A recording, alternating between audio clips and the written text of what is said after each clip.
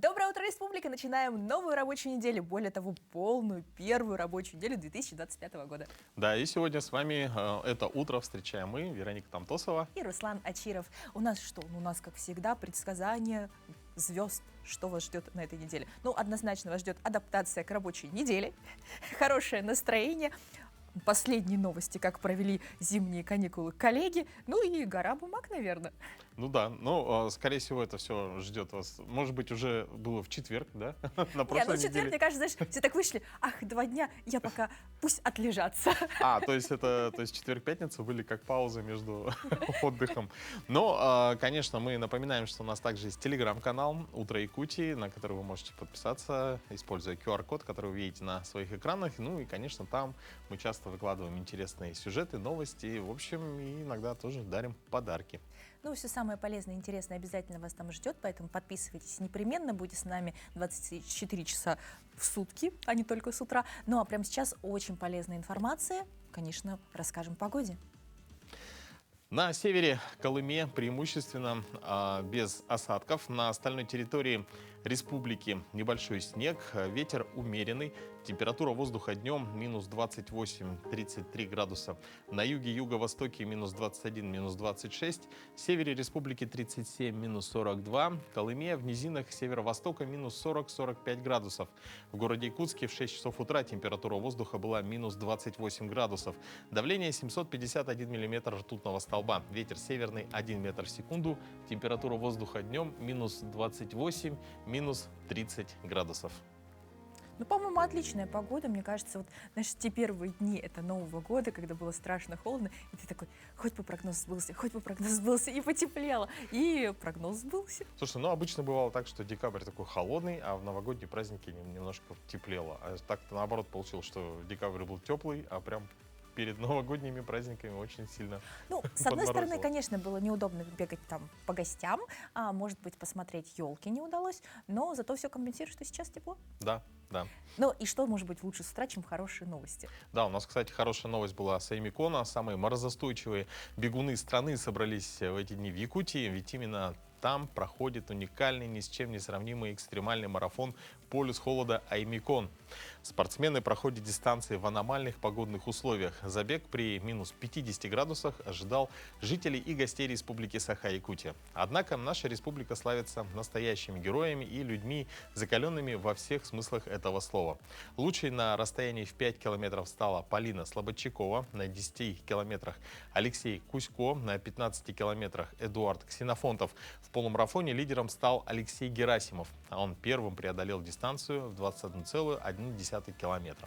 Ну, слушай, такие кадры потрясающие, да, так красиво, ярко, все болеют. Ну, я бы в такие морозы бегать точно не смогла. Слушай, ну действительно, я вот смотрел вот кадр, вот когда вот так бежишь, а там вокруг, ты когда выдыхаешь воздух, он такой прям аж гудит, да, то есть, а в это время Да. еще бежать. Да, мне кажется, Достаточно очень продолжительное время. сложно. Ну, а мы теперь переносимся в Лас-Вегас, где проходит крупнейшая в мире выставка технологий CES-2025, на которой производители потребительских товаров представили свои новинки. Часть экспонатов — прототипы и концепции, но для некоторых уже озвучили даты начала продаж. Возможно, вам не нужны роботы-пылесосы, и они вас вообще не волнуют. Если вы ищете, что посмотреть в разделе «Обязательно к просмотру», то знайте, это необычный робот-пылесос. Побил все рекорды по просмотру среди девушек-корреспондентов. Это не просто пылесос, он может убирать за вами, вернее, за ними, мужчинами. Этот робот-пылесос собирает носки. Конечно, он может убирать другие небольшие предметы, но главное, он может убирать носки. Это мечта, ставшая реальностью. Ну классно же! Слушай, ну за цену этого пылесоса можно и немножко потрудиться и самому собирать носки. А, кстати, Но почему... главное, что мечта осуществилась, понимаешь? Теперь не надо кричать, надо их складывать туда, нужно... Самое главное, ну вот сказано, что только за мужчинами, ну вот у меня Да, меня лично тоже возмутило этот- подросток почему только за раскидывает мужчинами? носки совершенно не хуже любого мужчины, прекрасно раскидывает их. Но я надеюсь также, что, допустим, есть ленивая кошечка, я надеюсь, он распознает, что это домашнее животное, а не носок. То Ну, может... вот знаешь, вот надо все-таки определиться с домашним. Вот я верю, что моя кошечка робот-пылесос спокойненько отодвинет лавкой и пойдет куда и надо. Ну, дай бог. Друзья, ну а сейчас давайте мы рассказали про пару интересных новостей, а сейчас мы узнаем самые актуальные новости, которые прошли в мире, в республике и в стране к этой минуте.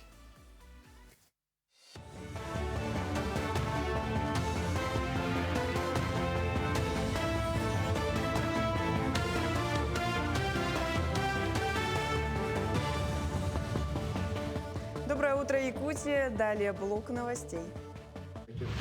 Президент Владимир Путин присвоил бойцу Андрею Григорьеву, известному под позывным «Тута», высшую награду страны – звание Героя России. Это отважный якутянин стал 10-м уроженцем республики, удостоенным этого звания за мужество и героизм, проявленные в ходе специальной военной операции. Григорьев прославился благодаря невероятному подвигу. В жестокой рукопашной схватке он одолел противника, а затем, оставшись в тылу врага, несколько дней продолжал сражаться, уничтожая живую силу, технику и склады боеприпасов.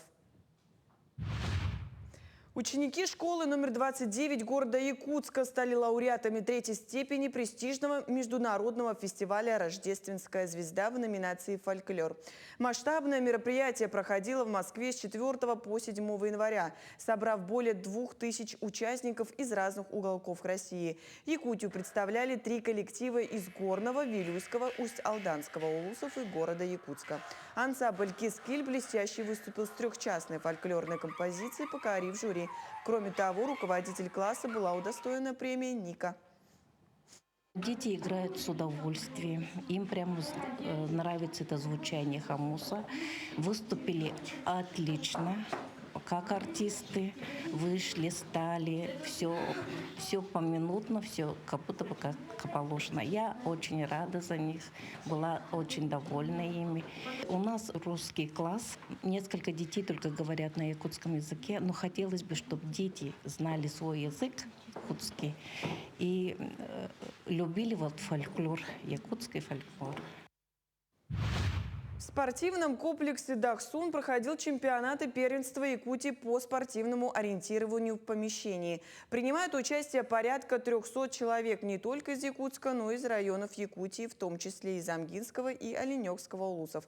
Ориентировщики поделены на несколько возрастных групп, начиная от 10 лет и старше. Самому возрастному спортсмену 68 лет, а больше всего участников было из числа школьников. Соревнования направлены на выявление сильнейших спортсменов, повышение их мастерства, а также его популяризацию. Каждый участник должен пройти 3 разных варианта дистанции. На поле у нас стоит 28 контрольных пунктов, и для каждого возраста разное количество контрольных пунктов, которые они должны взять. То есть для детей, которые возраст до 10 лет, это 10 КП, там кто постарше 15, и взрослые должны взять 20 контрольных пунктов. В результат идет сумма лучшего времени 2 хорошо пройденных этапов. Александр Маеда из Лёкминского района стал победителем ультрамарафона на 50 километров в рамках экстремального зимнего марафона «Полюс холода и Мекон». Бег при температуре минус 50. Именно в таких условиях соревновались около 50 спортсменов из разных уголков России. Леонид Зыков из Хангаласского улуса финишировал первым на дистанции 42 километра. Также определились победители на дистанциях от 5 до 21 километра. Этот забег, посвященный 80-летию победы в Великой Отечественной войне и Году защитника Отечества, стал настоящим испытанием на прочность и выносливость.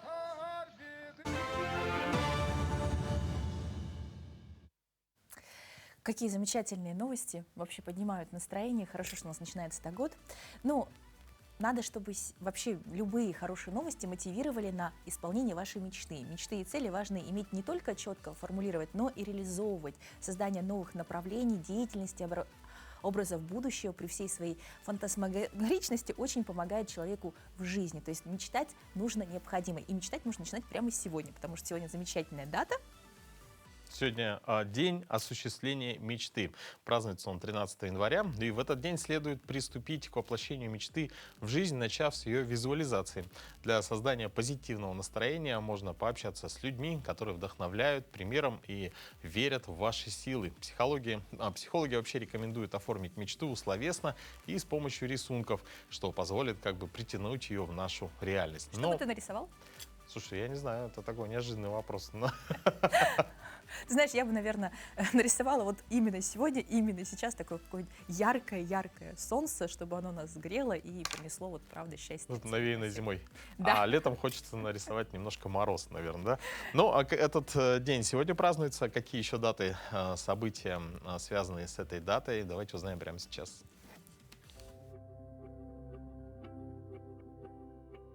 На календаре 13 января, День российской печати.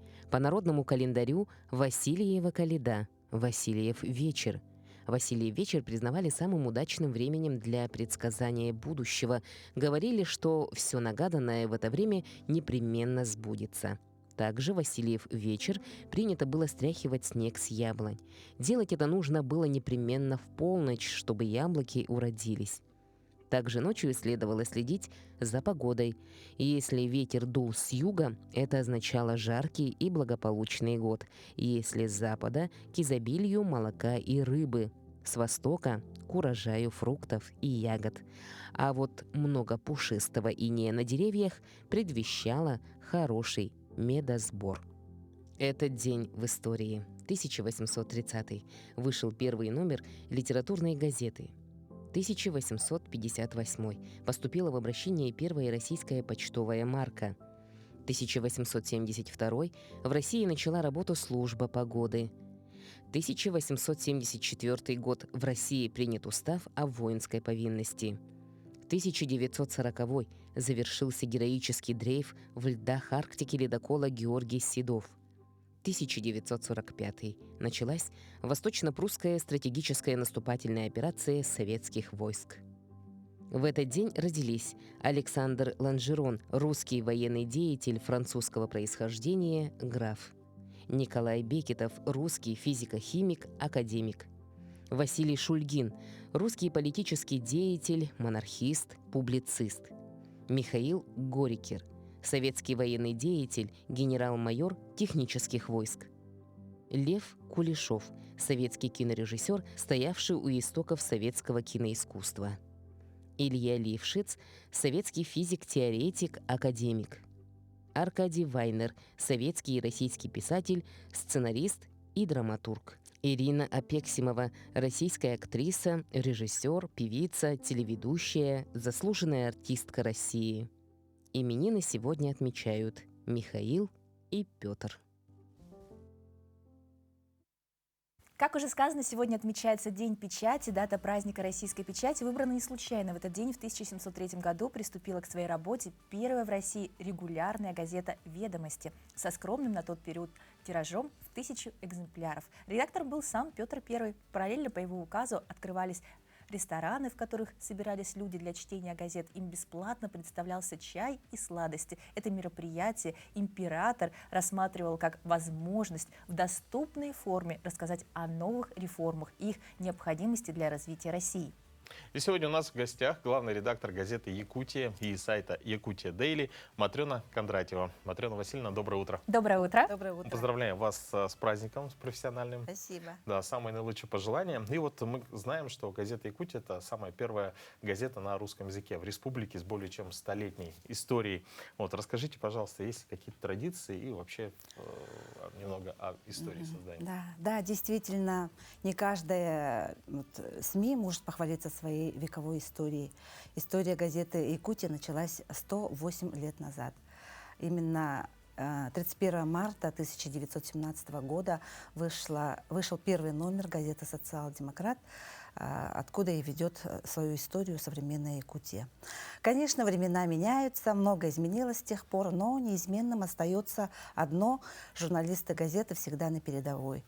Даже вот военкоры, первые военкоры, которые появились в республике, это наши журналисты холдинга «Сахамедия», в том числе и газеты «Якутия». Они первыми в республике прошли военное обучение в Гудермесе и выезжали более 20 раз в зону СВО, где, значит, освещали подвиги наших якутян, россиян, рассказывали о том, что происходит на самом деле там. Только очевидец, как вы понимаете, да, может говорить о том, без прикрас, всю правду о том, что там происходит. Ну, вот, конечно, наши журналисты всегда, как я говорю, на передовой. Мы освещаем все, что происходит в Якутии. Пишем, не зря про Якутию говорят, что Якутия, газета «Якутия» — это летописец республики, истории республики, да. На наших страницах вы можете прочитать практически обо всем. Одна из хороших, славных традиций — мы соблюдаем преемственность поколений, мы всегда поддерживаем наших ветеранов, часто их приглашаем, дарим подарки. У нас работают как молодые журналисты, так и опытные, чьи имена известны всей республике. И одна из самых хороших традиций газеты «Якутия» — это проведение ежегодной легкоатлетической эстафеты на призы газеты «Якутия». Она, кстати, была впервые проведена в самые суровые годы Великой Отечественной войны, 7 мая 1944 года. С тех пор, да, наша эстафета проводится ежегодно. Ну, естественно, кроме тех пандемийных лет, когда невозможно было, массы были мероприятия запрещены. И, ну, вот в этом году мы планируем провести ее 8 мая. Конечно, ежегодно, она вот с 1944 года, так-то вот я, как сказала, она ежегодная, и каждый год рождались новые герои, спортивные герои Якутии, да, ну и получается, что наша эстафета — это история спорта вообще всей Якутии. Конечно же, мы опубликуем положение в нашей газете и призываю всех студентов, школьников, трудовые коллективы принять активное участие в ней. Пока формируйте команды. Вы, кстати, тоже можете свою команду выдвинуть и участвовать в нашей эстафете. Ну, примерно так. Я, правда, не очень сильна в эстафетах. Вот с какими итогами подошли к 2025 году? Итоги, скажем, у нас замечательные, потому что наши журналисты в этом году завоевали немало журналистских профессиональных наград, побеждая в городских, республиканских, также федеральных конкурсах. Так наша Ирина Романова завоевала первое место в республиканском конкурсе «Мир и согласие», который был посвящен межнациональным отношениям.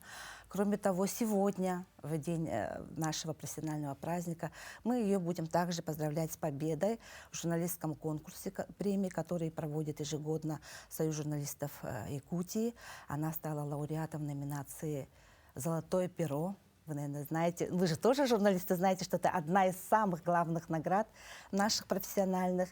Наш корреспондент Алексей Рудых также в этом конкурсе победил в номинации «Журналистское расследование». Это ведь тоже одна из таких сложных номинаций, и я очень рада, что наши журналисты все-таки показывают пример. Ну, насчет федеральных, я сама стала нынче призером федерального конкурса. Поздравляем! «Миротворец», да, 3-е место, поэтому скажу, что как редактор я не только редактор, но и пишущий журналист. Вот, так что, ну, побед у нас много. Наш сайт «Якутия Дели», о котором вы говорили, тоже он набирает обороты. У нас растет количество просмотров, посещает много уникальных посетителей, и у нас есть большие планы. Ну, то есть вы идете еще и в ногу со временем, перемещаясь не только, получается, в печатное издание, но и в сеть. Ну, вот помимо сайта Якутия Дейли также есть телеграм-канал. И вот вообще читатели отмечают, что вот когда читаешь, такое чувство, нет такого чувства слишком скандальности, да, то есть там, вот как вам удается, допустим, держать такой вот баланс, может быть, да, не используя скандальные, хайповые какие-то новости, да, такие, вот, тем не менее, удерживать читателя и привлекать ну, на свой сайт? Наверное, ну, как вы знаете, новостных медиа у нас в Якутии очень много. А вот именно медиа, которые рассказывают о нас, о жизни, таких мало. А этот контент очень востребован. И Мы стараемся наполнять свой сайт нашими авторскими материалами. Как я сказала, имена наших журналистов на слуху. И читателям нравится вот читать авторские материалы наших корреспондентов, наших журналистов, потому что они про них, они про жизнь. И потихоньку из новостной ленты мы переходим, значит, на журналистику другого формата, журналистику объясняющую, рассказывающую, подводящую людей вот, к чему-то хорошему, светлому, возможно, да. Ну, конечно, бывает и мы не только о хорошем пишем, мы и критикуем, мы что-то вот расследуем, как выясняется, да. И поэтому тема наших публикаций, они обширно захватывают все сферы жизни. Все, что интересуется якутян, можно прочитать на страницах нашей газеты, нашего сайта. Ну и работа идет постоянно. Ну, сайт, он должен обновляться и не отдыхать даже в выходные. Да. Как удается подобрать таких уникальных людей? То есть какими качествами обладают ваши журналисты, благодаря которым ваше содержание материалов такое интересное, содержательное, глубокое, отражающее, правда, нашу жизнь? Ну, наверное, главное правило журналистики — это быть объективными, да. Если мы пишем новости только те, которые нравятся всем, мы перестаем быть журналистами. То есть быть объективными. А еще одно из важных качеств человека, который хотел бы стать журналистом, это, наверное, любопытство. Нет любопытства, вряд ли что-то получится, да. Нужно уметь удивляться этому миру и рассказывать людям о том, что происходит интересного. Ну и вот сейчас в потоке многих новостей, очень много и фейковых новостей, поэтому журналист тоже должен быть критически настроен к жизни, да, понимать все это и помогать читателям разбираться в этом как-то, чтобы не потонуть в этой лавине фейка, а где-то отличать правду, реальность и быть объективным, правдивым. Это главное правило журналиста, наверное. И наши журналисты тоже придерживаются всех этих правил. Мы всегда проверяем новости, факты, вернее, и всегда выдаем то, что есть на самом деле. Ну и у вас есть замечательная возможность в этот день, да, обратиться к коллегам, к читателям. Можно будет, конечно же, поздравить. Ну, прежде всего, я хочу поздравить свой родной коллектив газеты «Якутия», также коллег холдинга «Сахамедиа», а также, конечно, всех своих коллег, всех журналистов республики с нашим профессиональным праздником. Желаю вам больших творческих побед. Пусть этот новый творческий год будет плодотворным, успешным, благодатным, светлым, добрым. Ну и всех якутян поздравляю с наступившим Новым годом. Пусть все будут счастливы, всем добра, счастья вам, вашим семьям, трудовых подвигов. У нас республика очень такая динамичная, активная, якутяне тоже активные, поэтому, конечно, наверное, пусть так и будет. Пусть у нас будет много позитивных новостей, много хороших новостей, таких новостей, которыми мы бы гордились. Все. Спасибо, Матрена Васильевна. Вас мы хотим тоже поздравить всех с профессиональным праздником, пожелать вам вашей газете дальнейших успехов и огромная благодарность за ваш нелегкий на самом деле труд, потому что доносить новости в таком формате, чтобы это было понятно, доступно и принято массами, это тоже очень сложно. Ну, я вас тоже поздравляю с нашим профессиональным праздником. Пусть у вас все будет хорошо, пусть у вас будет много телезрителей. И, ну, поскольку мы работаем сообща, поэтому, спасибо, конечно, очень приятно. всего Мы будем хорошего тоже и очень вам стараться. также. Спасибо. Спасибо. Ну а после новогодних праздников на работу лучше возвращаться с хорошим настроением. Уделите некоторое время обмену впечатлениями с коллегами, обсуждению приятных моментов отдыха. Это поднимет вам настроение и позволит постепенно войти в рабочий диалог. Структурируйте рабочие задачи, чтобы не погрязнуть в них с начала рабочей недели. Если вы поздно ложились и поздно вставали, во время праздников, вероятно, вам понадобится некоторое время для привыкания к рабочему распорядку. После работы в первые дни после каникул рекомендуют гулять на свежем воздухе, а перед сном читать бумажные книги, чтобы засыпать быстрее, а не электронные. Ну а утро непременно нужно начинать с чего? С утренней зарядки. Конечно. Доброе утро! Сегодня у нас будет комплекс на пробуждение и расслабление мышц спины. Для этого комплекса не понадобится много времени и не понадобится никакого оборудования. Достаточно коврика для фитнеса. Если же у вас его нет, то вы можете использовать одеяло или домашний коврик, так, чтобы поверхность была не сильно твердой. Мы будем сейчас с вами отстраиваться в 4 нейтральные точки. Уводим кисть под плечо, ноги на ширине плеч. На вдохе мы будем с вами прогибаться. И на выдохе округлять спину. Так мы будем делать 3 повтора. Вдох и выдох. Работаем аккуратно, без рывков. В верхней точке разводим лопатки, подкручиваем таз, прижимаем живот. И на вдохе прогибаемся, макушкой тянемся к копчику. Взгляд прямо перед собой. Далее зафиксировались в положении круглой спины и уходим в небольшие перекаты в этом положении. Назад, мягко, до состояния натяжения поясничного отдела.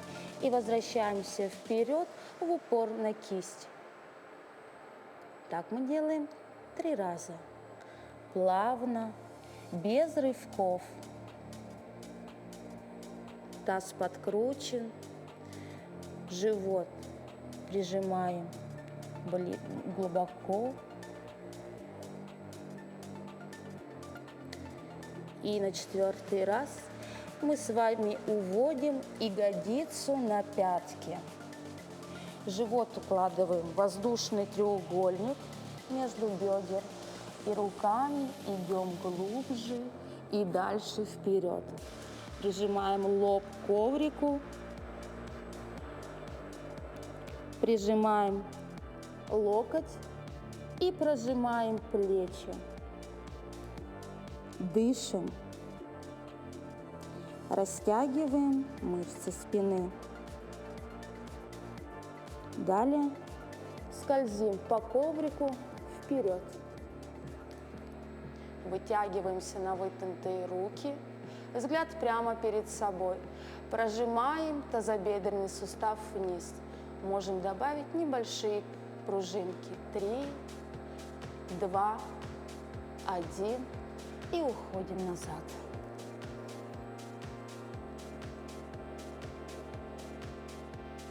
И снова растем вперед. И прожимаем.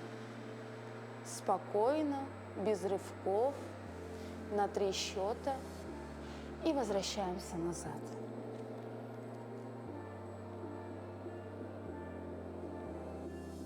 И будет 3-й выход. Вырастаем. И сейчас поднимаем себя на носочки. И также провисаем тазобедренным суставом вниз. Добавляем качельку влево и вправо. 3,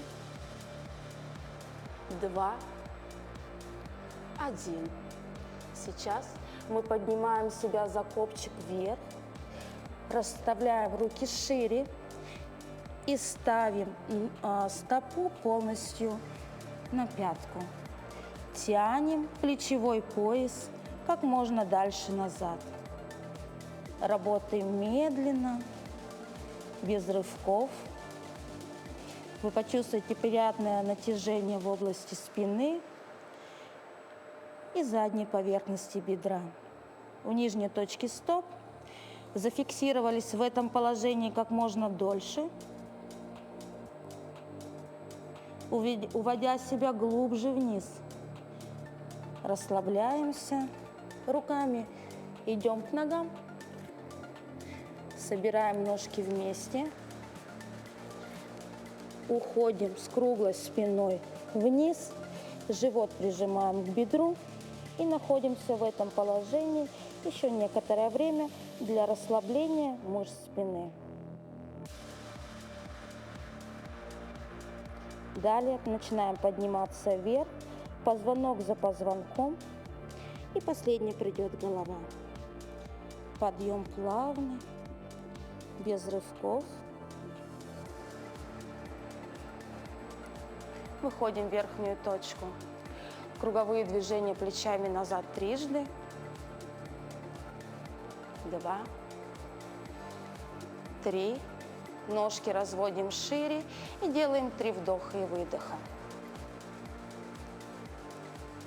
Вдох и выдох. И снова вдох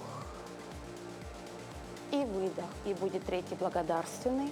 Вдох, выдох.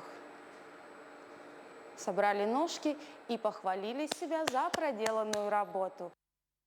Ну, стоит похвалить себя не только за проделанную работу, но если вы хотя бы просмотрели, вынесли для себя, что зарядку нужно делать, и что-нибудь попытались повторить. По-моему, в первую рабочую неделю это отлично. Ну, а вообще в мире множество удивительных вещей, которые хранят историю и традиции народов. И сегодня мы спешим вам поднять настроение, поделиться с вами информацией и рассказать об одной удивительной традиции создания сосудов с образами святых, которые встречаются сейчас очень редко. А между тем, в XIX веке они пользовались огромной популярностью. Называли их евлогиями, от греческого слова, которое обозначает благословение. Этим термином обозначали не только сувениры для паломников, но и хлеб, воду и елей, освященные в церкви, а также сосуды для них. Доброе утро! И сейчас я хочу вам рассказать о таком интересном предмете, который находится в нашем музее, о евлогии. Традиция изготовления сосудов с объемными композициями на тему христианских сюжетов зародилась в России до 1917 года. После Октябрьской революции эта традиция практически исчезла, была забыта. И сейчас изучение ее затруднено тем, что очень мало фактов достоверных, которые могут сказать о зарождении этой традиции. Православная энциклопедия дает определение евлогии как какой-то продукт или сосуд, получивший благословение и дарившийся паломнику в честь посещения какого-то монастыря либо святого места. То есть на Руси евлогия считался паломническим сувениром. Богомольцам было представлено очень много сувенирной продукции, то есть и это были иконы, образа, различные гравюры, но и попадались такие интересные евлогии, то есть сосуды, в которых собирались объемные композиции с христианскими сюжетами. Вообще даже искусствоведы, изучающие традиционную живопись, очень мало встречаются с этим фактом, он очень мало изучен. Вообще паломническая культура зародилась в России в XI веке, внутрирусская паломническая культура зародилась после этого, то есть это было посещение известных монастырей, святых мест. Самым известным и посещаемым считался Киевско-Печорский монастырь. Ежегодно его посещали более 100 тысяч паломников. И, конечно же, каждому паломнику хотелось оставить какую-то вещественную память о посещении того или иного места. И им предлагались такие сувенирные паломнические евлогии. В 2020 году в наш музей поступил запрос от Шуйского историко-художественного и мемориального музея имени Фрунзе. На сайте Государственного каталога Российской Федерации они увидели, что в нашем музее имеется евлогия, и обратились к нам с просьбой опубликовать в своем научном труде информацию о ней. Они в течение ряда лет исследовали паломнические евлогии. И на основе этих исследований была выпущена книга, называется она «Евлогии в сосудах в поисках утраченного промысла», где также нашлось место и для нашей евлогии. Называется она «Святой Николай Чудотворец 3 часа в купели стоящий» и «Святой Василий Блаженный в доме благочестивых родителей». Здесь также напечатана информация о ней. Эта евлогия была подарена нашему музею в 1967 году Антоновой Аграфеной Николаевной из села Кятчи. Сосуд принадлежал ее матери, довольно набожной женщине, и в их семье он считался такой семейной реликвией, то есть даже детям не разрешалось трогать его. И было принято решение подарить ее нашему музею. Пока будет жить язык, до тех пор будет жить наш народ. Это слова нашего первого президента Республики Саха-Якутия Михаила Ефимовича Николаева. Ну и это на самом деле истина. Пока жив язык, жив народ. Как сохранить и передать богатство якутского языка будущим поколениям, нам расскажет наша гостья, основатель школы якутского языка «Селис» Дилара Николаева. Дилара Доброе Николаевна, утро. доброе утро. Здравствуйте, спасибо за приглашение. Расскажите о идее создания школы, как она к вам пришла? Идея в августе месяце. У меня у самой есть языковая школа другая. И к нам поступило предложение о том, что у вас же языковая школа, почему у вас нет якутского языка? Угу. Ну и это было, во-первых, спрос был такой. Из других стран, и наши соотечественники из города Якутска, и, к нашему удивлению, из городов других нашей республики. Угу. Ну и что уж таить, у меня свои дети русскоязычные, ну и кому, если не мне, обучить их якутскому языку. Ну так получилось, что у меня дети стали русскоязычными, и человек все равно приходит к тому, какой-то возраст, когда задумываешься о том, что, оказывается, неправильно немножко воспитала. Вот. И я взяла в руки, и открыла школу. Здорово. А вообще, на ваш взгляд, насколько востребовано в наше время изучение якутского языка? Вот последние 3 года, наверное, стало очень востребовано. Как мы отметили, мы же там говорили с коллегами, да, что во время пандемии все начали обращать на своих детей, родители. Ну и тут подумали, что, оказывается, наши дети русскоязычные, очень много говорят на русском языке, начали общаться с детьми, да. Наверное, вот это. И еще, мне кажется, сейчас очень идет популяризация якутского языка. И в связи с этим последние 3 года очень востребован. А кто в основном приходит обучаться и с какой целью? 50 на 50, взрослые и дети. Угу. Но мы думали, что детей будет много. А оказалось, что иногда даже взрослых больше, а иногда даже детей. А цель, конечно же, это обучить разговорный якутский язык. Именно разговорный. И может быть, отметить вашу главную миссию. Миссия у нас очень простая. Популяризировать якутский язык и создавать среду якутского языка. Побольше среды.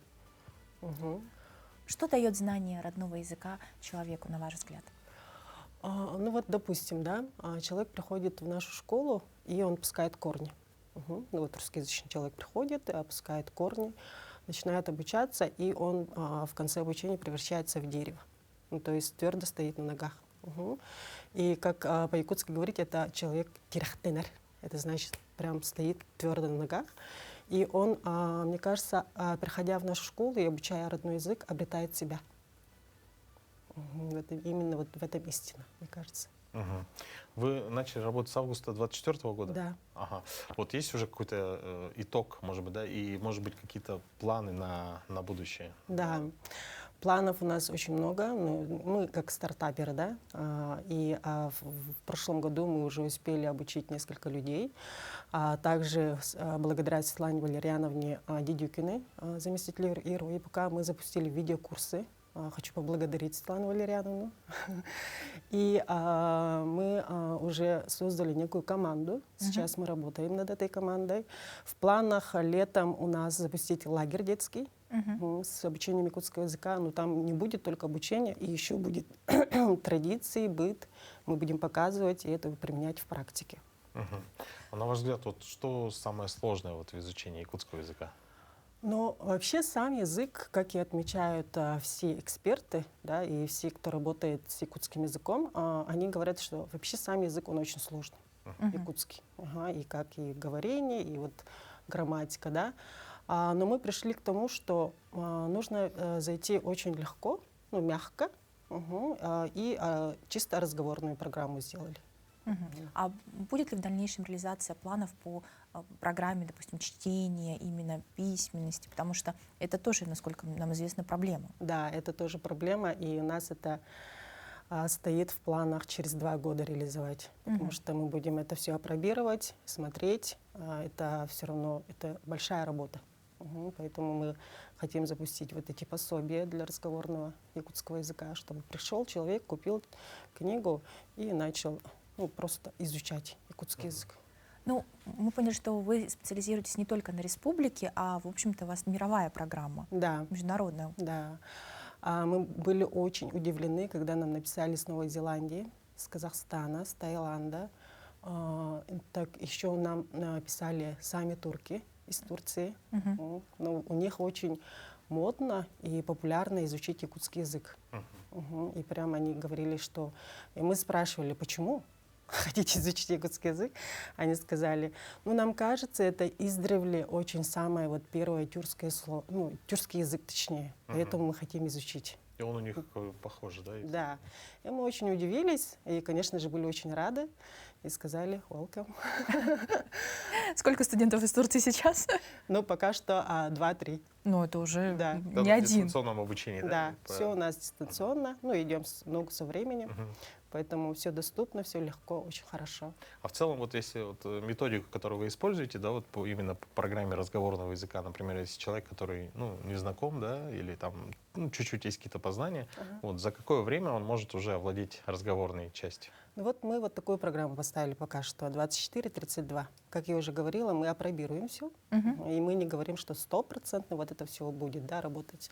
А по нам, как мы сейчас видим, это работает пока что очень хорошо, отзывы очень хорошие. И минимум 24 занятия, и, ну, максимум 32. Да? Можем это удлинить, если человек индивидуально обучается, если это в группе, то 32 достаточно. А потом еще можем углубить программу, ну и дальше. Вот. А, кстати, у нас еще есть разговорный якутский язык, где каждый четверг у нас, получается, люди приходят и разговаривают на разные темы абсолютно. То есть там... Практикуется. Да, цель обязательно говорить на якутском языке. Очень интересно.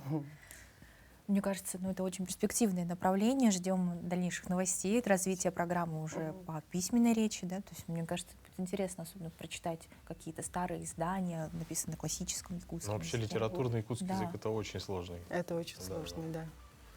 Поэтому вам желаем удачи, успехов и, конечно же, благодарных учеников. Ну и приходите в гости рассказать о следующих достижениях. Спасибо большое. Спасибо. Друзья, ну а мы сейчас передаем слово нашим коллегам из блока новостей.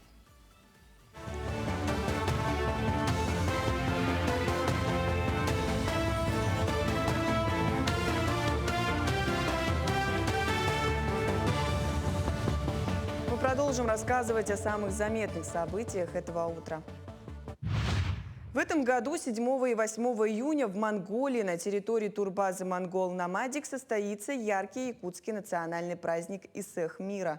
Это уникальная возможность для жителей Монголии и гостей страны познакомиться с богатой культурой Якутии. Организаторами выступают землячество якутов в Монголии при поддержке ряда якутских министерств и ведомств. Исэх мира – это международный проект, который ежегодно проводится в разных странах. В прошлом году, например, более 150 якутян из 17 стран мира собрались на Исэх в Сербии. Россия может перейти на 4-дневную рабочую неделю, заявил глава Комитета Госдумы по труду Ярослав Нилов. По его мнению, это станет возможно благодаря технологическому прогрессу. Роботизация и искусственный интеллект позволят увеличить производительность труда и доходы граждан, сократив при этом необходимость личного присутствия на рабочем месте. Однако, подчеркнул Нилов, такой переход должен быть постепенным и не затрагивать все профессии. В качестве примера он привел врачей, для которых сокращение рабочей недели невозможно без ущерба для пациентов. Депутат также предостерег от излишнего регулирования этого процесса, которое может привести к негативным последствиям. В Мирнинском районе продолжается модернизация здравоохранения в рамках национального проекта здравоохранения. За последние годы были капитально отремонтированы женская консультация и взрослая поликлиника. Теперь в работе обновлено рентгенологическое оборудование, установлены новые цифровые рентгенаппараты, маммограф, флюорограф и аппараты УЗИ. Также с прошлого года начали выполнять современные операции, которые раньше не проводились в районе. Дробление лазером камней в почках. Несколько успешных операций уже проведено, и в дальнейшем будем развивать это направление.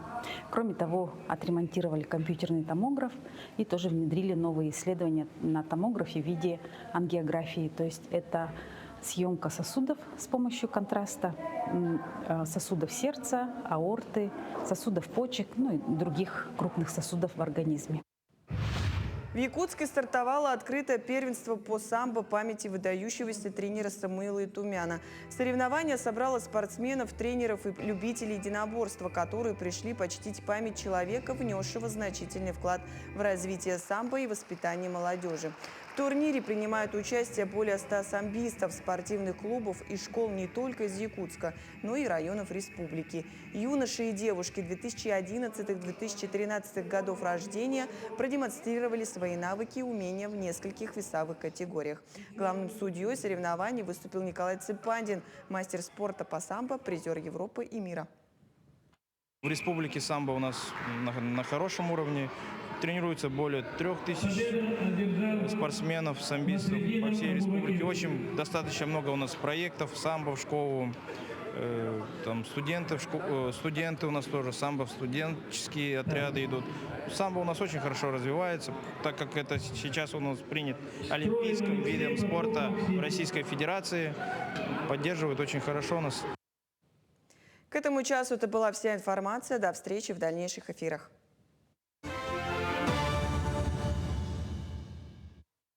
Осторожно, мошенники. Россиян предупредили о росте дипфейк-звонков. В прошлом году были зафиксированы десятки тысяч таких звонков от имени родственников и начальников, что стало одним из самых опасных способов мошенничества в России.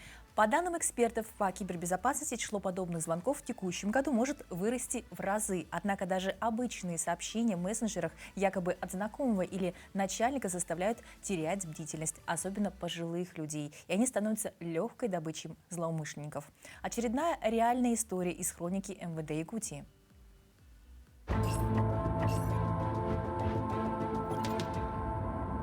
Будет звонок с Минздрава, обязательно возьмите. И я и подумала, раз она жаловалась, видать, на меня, и это именно по работе. Я беру и попадаюсь, там меня начинает и капитан ФСБ. 850 тысяч рублей перевела мошенникам 65-летний сотрудник одного из медицинских учреждений Якутска. Ей пригрозили обвинением в госизмене, если она не возьмет кредит. Я-то испугалась, потому что возраст все-таки, я же пожилой человек. И когда вот так вот нагнетают, оказывается, очень тяжело. И это как гипноз, оказывается. Они постоянно говорят, типа, чтобы рядом с вами в комнате никого не было, чтобы никому об этом не говорить. Я же в первый день не смогла взять кредит, то есть мне не дали. И они мне сказали, дома ничего не говорить. Поэтому дома, когда я пришла домой, у меня же там дети были взрослые. Меня что-то спрашивают, а я вообще молчу, потому что я думаю, если я расскажу, то их тоже обвинят. Я так сказал, кому расскажете, тех тоже обвинят в пособничестве Украине. И я вот молчал, а на второй день я пошла и взяла им. С помощью IP-телефонии и множества сим-карт на подставные имена мошенники могут подделать любой официальный номер. Кроме того, в арсенале аферистов фальшивые удостоверения. Они заранее знают полные имена потенциальных жертв, их род занятий и даже баланс на банковской карте. Свои махинации мошенники проводят через социальные мессенджеры, ведь так проще всего подделать чей-либо аккаунт. Чтобы не попасться на подобную уловку, необходимо позвонить на официальный номер, набрав его на клавиатуре самостоятельно.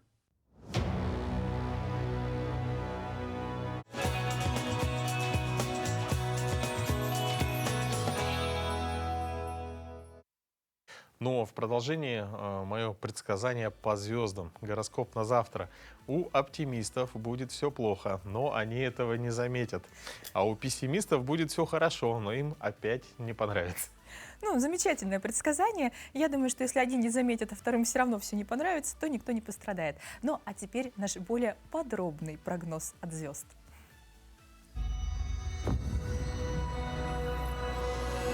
Овен. Овны будут с увлечением заниматься профессиональными делами, внося в них элементы креативности и позитива. При этом им стоит внимательно отнестись к своему здоровью в середине недели, а заниматься внешностью лучше на выходных. Романтическая сфера получит новый виток неожиданных событий в первой половине недели. Телец. Тельцы будут со всей серьезностью планировать будущее со своими партнерами, как деловыми, так и романтическими. Многие тельцы в этот период могут вступить в серьезные и долгосрочные отношения, решиться на смену места жительства или работы. Возможности для улучшения финансового положения у тельцов появятся в конце недели. Все конфликты и проблемы тельцам рекомендуется решать с помощью дипломатии и обаяния. Близнецы. Близнецы будут заниматься разноплановыми делами, умудряясь успевать все и везде. Многие смогут улучшить свою материальную сферу, увеличить доходы, оптимизировать затраты, решить карьерные вопросы и даже воплотить в жизнь некоторые свои креативные идеи. Рак. Для рака самым сложным днем недели будет понедельник. Многие будут испытывать упадок сил, который усугубится сложным эмоциональным настроем. Те, кто смогут перезагрузиться, сделать для себя верные выводы относительно своего будущего с партнерами, друзьями или родственниками, оставшуюся часть недели проведут вполне продуктивно и успешно. Лев. Львам предстоят ситуация выбора между собственной внутренней свободой и тем, что ограничивает. Возможно, многие сменят круг общения, работу, прекратят общение с некоторыми приятелями и знакомыми, расстанутся с партнерами. Однако самые смелые представители огненного знака, рискнувшие пойти против своего тщеславия, смогут выйти на новый для себя уровень осознанности и, как следствие, жизни. Дева. Девы смогут и хорошо поработать, и также неплохо отдохнуть. Попутно они увеличат свои доходы, разрешать давние противоречия или конфликтные ситуации с коллегами, родственниками или партнерами, восстановят прерванные связи с кем-то из прошлого. Важные решения потребует сфера романтики. Здесь предстоит сделать выбор, который повлияет на будущее самым непосредственным образом. Здоровье улучшится во второй половине недели, особенно в части хронических заболеваний или симптомов. Весы. Весам предстоит интересная неделя, в которой они будут выступать в непривычной для себя роли решительной и инициативной личности. Некоторые добьются впечатляющих результатов в бизнесе и науке, смогут продвинуть начальству несколько своих идей, а также заняться непривычным для себя делом. Последнее может сыграть важную роль в самом ближайшем будущем, как в плане карьеры, так и в части увеличения доходов. В сфере отношений весы будут также проявлять активность, выбрав наступательную тактику, что приведет к позитивным переменам. Скорпион. Скорпионы будут поглощены трансформациями, происходящими с ними. Начавшиеся внутренние перемены потянут за собой последствия и внешние. Но пока что многие просто будут анализировать свои желания и потребности, окружение, работу и партнеров. Некоторые жизненные сценарии представители знака выпросят без сожалений, а некоторые с большим трудом, преодолевая внутренние страхи. Стрелец. Стрельцы смогут воспользоваться возросшей интуицией для решения текущих задач во многих сферах жизни. В первую очередь удастся улучшить свои позиции в профессиональной и романтической сферах. В первой представители знака покажут себя непревзойденными организаторами процессов, а во второй – чуткими и заботливыми партнерами.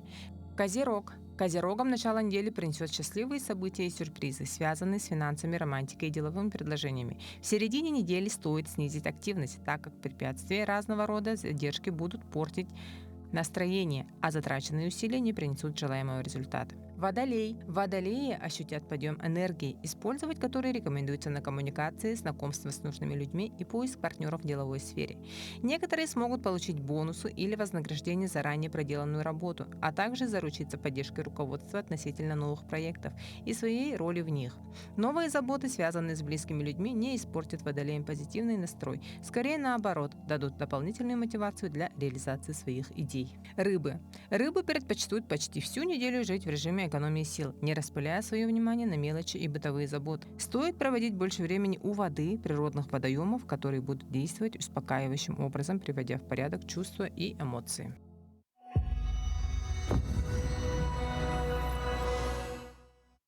Ну а в свою очередь мы желаем вам, чтобы неделя прошла у вас продуктивно. И, пользуясь еще раз случаем, поздравляем наших коллег, всех, кто связан с средствами массовой информации, с Всероссийским днем печати. Замечательный праздник. Это люди, которые несут нам последние новости, которые делятся с нами как хорошим, так и сложным, которые готовы посвятить свою жизнь тому, чтобы быть, правда, на баррикадах и быть в курсе всех последних событий, чтобы поделиться ими с нами. Поэтому мы присоединяемся к поздравлениям, желаем успехов во всех начинаниях, чтобы новости были всегда интересными, ну а читатели благодарными. Ну и, конечно, желаем отличного понедельника, потому что как вы начнете неделю, так она в этом году и пройдет для вас. Поэтому взбодритесь, улыбнитесь и помните, что каждое утро мы ждем вас у нас в гостях.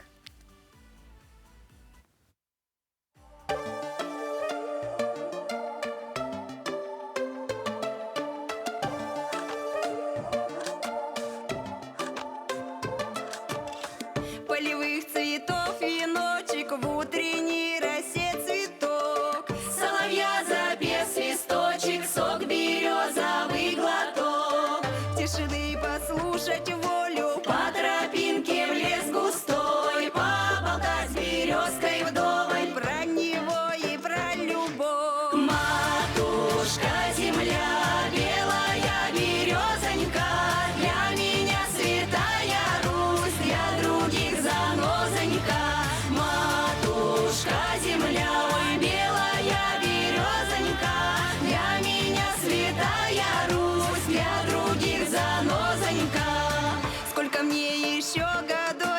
у кукушки поспрашать, про любовь свою девичью на ромашке погадать. Ключевой воды студеной, сотов свежего метку, в чистом поле темной ночью в небе звездном утону. Матушка земля, белая березонька, для меня святая Русь, для других занозонька.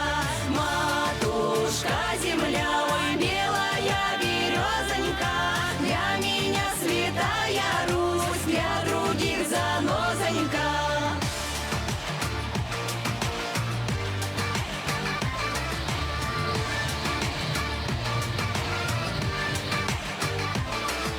Матушка земля, земля, для меня святая Русь. Матушка земля, белая березонька, для меня святая Русь, для других занозонька. Матушка земля, белая березонька, для меня святая Русь, для других занозонька.